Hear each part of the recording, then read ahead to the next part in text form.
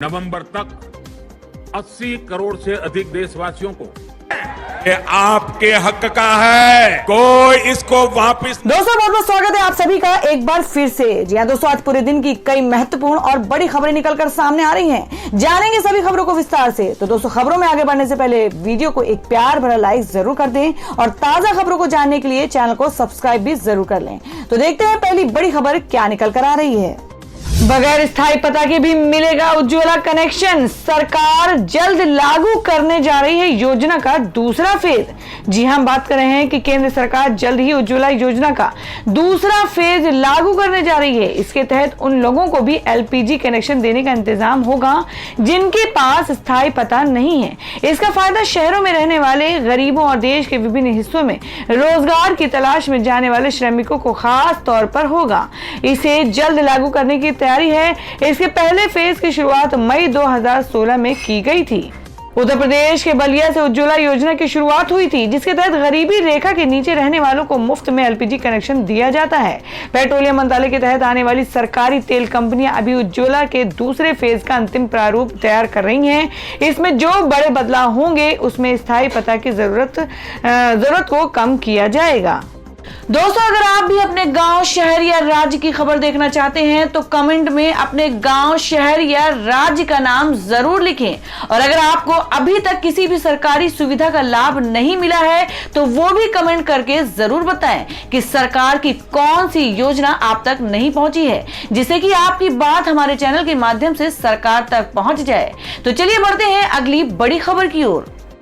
दीपिका पादुकोण की पूर्व मैनेजर करिश्मा प्रकाश की मुश्किलें बढ़ी, कोर्ट ने अंतरिम जमानत याचिका की खारिज। जी हां, बात कर रहे हैं सुशांत सिंह राजपूत से जुड़े ड्रग्स केस में दीपिका पादुकोण की पूर्व मैनेजर की मुश्किलें बढ़ गई हैं। रिपोर्ट्स के अनुसार दोनों पक्षों को सुनने के बाद स्पेशल जज वीवी विद्वांस ने अंतरिम जमानत याचिका खारिज कर दी। करिश्मा के लिए राहत की बात यह है कि कोर्ट ने 25 अगस्त तक इस आदेश को स्थगित कर दिया है ताकि वो बॉम्बे हाई कोर्ट में अपील कर सकें। इसके साथ अदालत ने करिश्मा को 12 अगस्त और 19 अगस्त को 11 से 2 बजे के बीच जांच के लिए एनसीबी दफ्तर जाने की हिदायत दी है। बता दें कि narcotics control bureau Sushant Singh Rajput की मौत के बाद इससे जुड़े ड्रग्स केस की जांच कर रहा है, जिसके तहत ड्रग्स पैडलर्स और बॉलीवुड सेलिब्रिटीज के बीच संबंधों की तफ्तीश की जा रही है। सुशांत सिंह राजपूत का मृत शरीर पिछले साल 14 जून को उनके बांदा स्थित आवास पर मिला था। सुशांत डेथ मामले जांच सीबीआई कर रही है।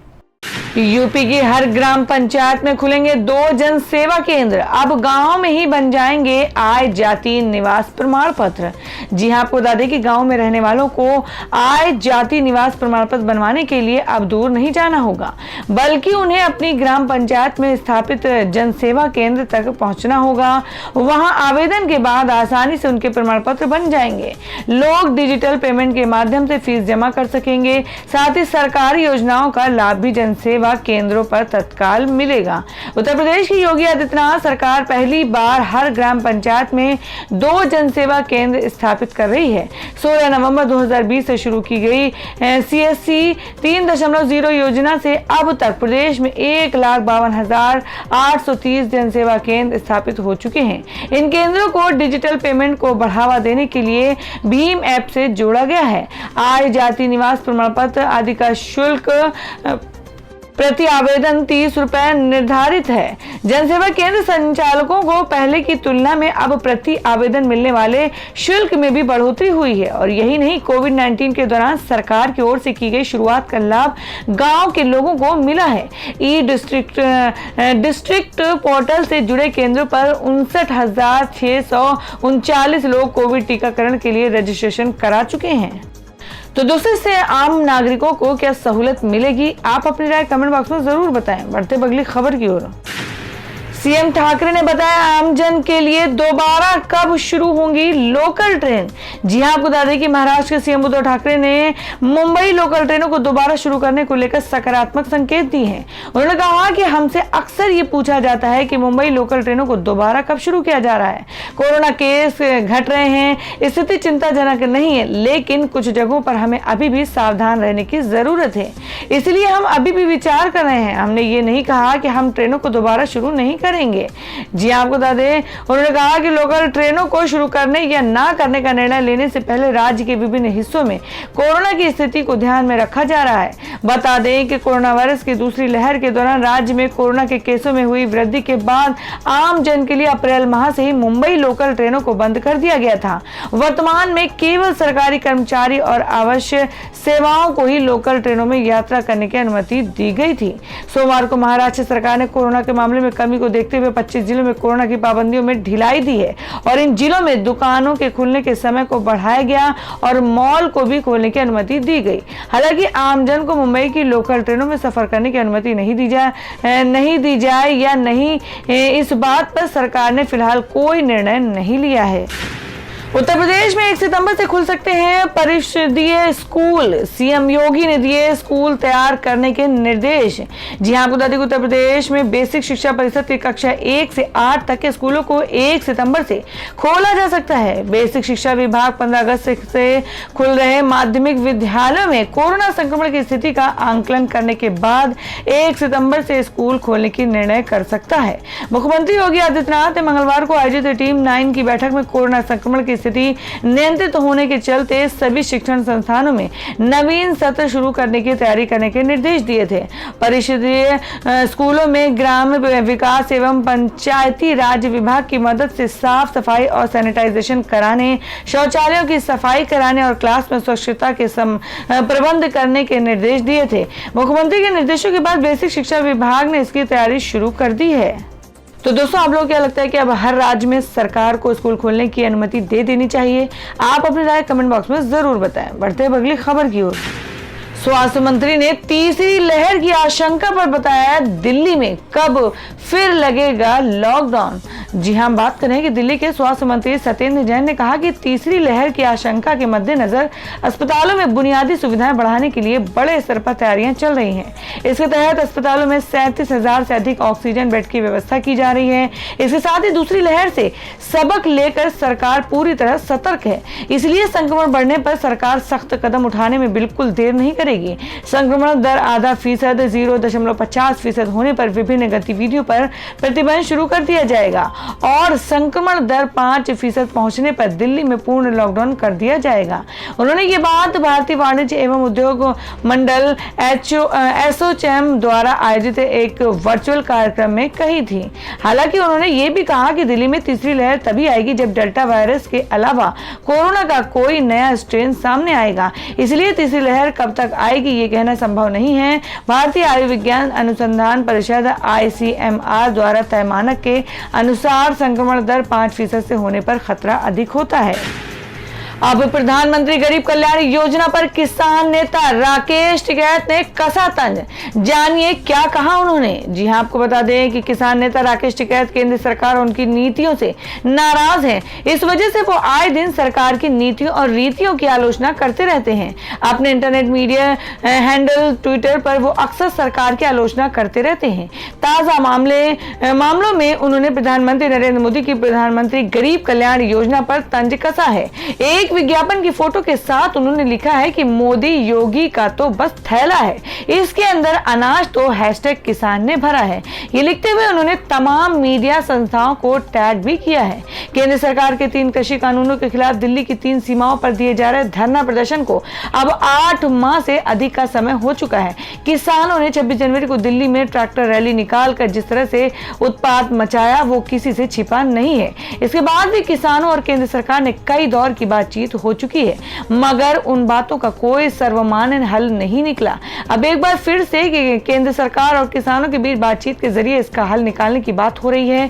केंद्र सरकार किसानों से बातचीत के लिए तैयार है, मगर किसान निमंत्रण का इंतजार कर रहे हैं। तो दोस्तों, किसान आंदोलन के बारे में आप क्या सोचते हैं? आपकी क्या राय है? आप अपनी राय कमेंट बॉक्स में जरूर दें। बढ़ते अगली खबर की ओर। आरबीआई ने बदले बैंक खातों से जुड़े नियम। 31 अक्टूबर तक निपटाना होगा ये काम, वरना अकाउंट हो जाएगा बंद। जी हां, आपको बता दें कि केंद्रीय bank reserve bank of India ने बैंकों के करंट खाते को लेकर नियमों में बदलाव किया है। आरबीआई ने अब इसकी समय सीमा बढ़ाकर 31 अक्टूबर 2021 कर दी है। बैंकों को अब 31 अक्टूबर तक करंट अकाउंट से जुड़े निर्देशों का पालन कर इसे पूरा करना होगा, वरना खाता धारकों की मुश्किलें बढ़ेंगी। आरबीआई आरबीआई ने डेडलाइन की तारीख बढ़ाते हुए कहा कि अब बैंकों के लिए अपने करंट अकाउंट के नए नियमों को लागू करने के लिए 31 अक्टूबर तक का वक्त दिया गया है।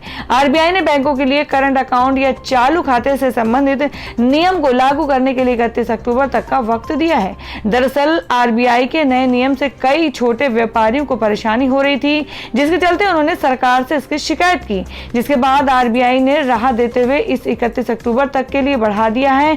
रिजर्व बैंक ने करंट अकाउंट खोलने के नियम बदलाव का फैसला पिछले साल अगस्त में ही किया था। केंद्रीय बैंक ने चालू खातों को लेकर नया नियम बनाया और कहा कि खाताधारक केवल उसी बैंक में चालू खाता खोल सकते हैं जिसमें बैंक में उनका लोन चल रहा हो। 6-7 अगस्त को 3 घंटे के लिए बंद रहेंगे ऑनलाइन बैंकिंग सर्विस, पहले ही निपटा ले ट्रांजैक्शन। जी हां, आपको बता दें कि देश के सबसे बड़े सरकारी bank state bank of India ने अपने 46 करोड़ खाता धारकों के लिए महत्वपूर्ण नोटिस जारी की है। एसबीआई ने बैंकों के खाता धारकों को अलर्ट जारी कर दिया है और कहा है कि 6 और 7 अगस्त 2021 को बैंक की ऑनलाइन बैंकिंग सर्विस कुछ घंटों के लिए बैंक बंद रहेगा। इस दौरान लोगों को डिजिटल ट्रांजैक्शन में परेशानी हो सकती है। देश के सबसे बड़े बैंक एसबीआई ने अपने खाता धारकों के लिए अलर्ट जारी किया है। बैंक ने खाता धारकों को जरूरी जानकारी देते हुए ट्वीट किया है और बताया कि बैंक ने कहा है कि 6 से 7 अगस्त को उसकी डिजिटल सर्विसेज कुछ देर के लिए बाधित रहेगी। इस दौरान लोगों को डिजिटल लेन देन में परेशानी होगी। ऐसे में बैंक ने ग्राहकों को इस समय से पहले ही अपने जरूरी ट्रांजैक्शन को निपटा लेने की सलाह दी है। और दोस्तों में जान लेते हैं क्या है देश भर में सोने और चांदी के ताजा भाव। जी आपको बता दें कि सराफा बाजार में सोने के दाम 318 रुपए प्रति 10 ग्राम की गिरावट देखने को मिली है और आज सोने का दाम है 48,600 रुपए प्रति 10 ग्राम पर। और वहीं चांदी की कीमत में 170 रुपए प्रति किलोग्राम की गिरावट देखने को मिली है। इससे चांदी की कीमत 67,936 रुपए प्रति किलोग्राम पर रही है। और दोस्तों में जान लेते हैं क्या देश भर में मौसम के ताजा हालात। जी आपको बता दें कि भारी बारिश की तगड़ी मार झेल रहे मध्य प्रदेश को 5 दिनों तक कोई बड़ी राहत नहीं मिलने वाली है। मौसम विभाग की ओर से जारी ताजा अपडेट के मुताबिक कम दबाव का एक क्षेत्र उत्तर पश्चिमी मध्य प्रदेश और आसपास के इलाकों पर बरकरार है और यही नहीं, मानसूनी ट्रफ रेखा गंगानगर, नारनौल, उत्तर पश्चिम मध्य प्रदेश के ऊपर निम्न दबाव के क्षेत्र के केंद्र से गुजरती हुई वाराणसी, गया, बांकुरा के साथ दक्षिण पूर्व की ओर बंगाल की उत्तर पूर्वी खाड़ी की ओर जा रही है। इसकी वजह से अगले 5 दिनों तक मध्य प्रदेश में व्यापक बारिश होने की संभावना है। मौसम विभाग की ओर से जारी चेतावनी में कहा गया है कि बाढ़ की तगड़ी मार झेल रहे मध्य प्रदेश को अगले 5 दिनों तक मध्य प्रदेश में बारिश से निजात नहीं मिलने वाली है। और यही नहीं, अगले 24 घंटे के दौरान पश्चिमी मध्य प्रदेश में भारी से बहुत भारी बारिश होने की संभावना है। हालांकि बाद में इसमें कमी आती जाएगी। और यही नहीं, पश्चिम बंगाल में कहीं कहीं भारी बारिश की संभावना है अगले 24 घंटे में ओडिशा और झारखंड, जबकि 7 से 9 अगस्त के दौरान बिहार के कुछ इलाकों में भारी बारिश हो सकती है। तो दोस्तों ये थी अब तक की सभी बड़ी खबरों की अपडेट्स। टुडे ब्रेकिंग न्यूज और लेटेस्ट खबरों को देखने के लिए हमारे चैनल को सब्सक्राइब जरूर कर लें, वीडियो को लाइक और शेयर भी जरूर कर दें अपने दोस्तों और रिलेटिव्स के साथ। तो दोस्तों फिर मिलेंगे काम की खबरों और सरकारी योजनाओं की एक और नई वीडियो के साथ। तब तक के लिए धन्यवाद दोस्तों।